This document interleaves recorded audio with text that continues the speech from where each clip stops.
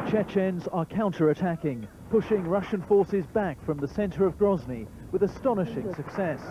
Here, Russian snipers had been spotted high up in a building. Chechen rebels tried to flush them out, and we found ourselves in the middle of a firefight. But then we managed to reach Grozny's central square and its presidential palace, where these Chechen fighters were jubilant.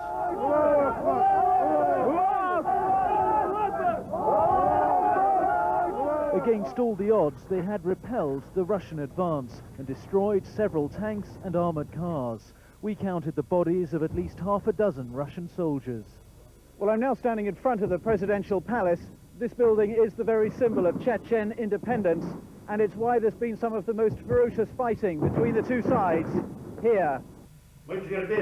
The Chechen leader, Jokhar Dudayev, had not been seen for several days, but tonight he appeared on television to appeal for talks on a ceasefire.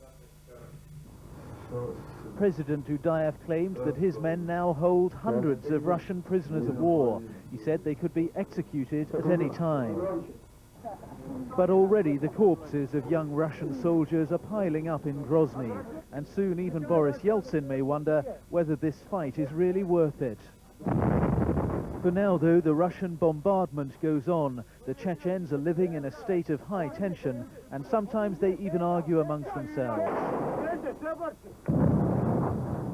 Amidst all the shelling, this woman simply sits outside the presidential palace, in shock and in the line of fire.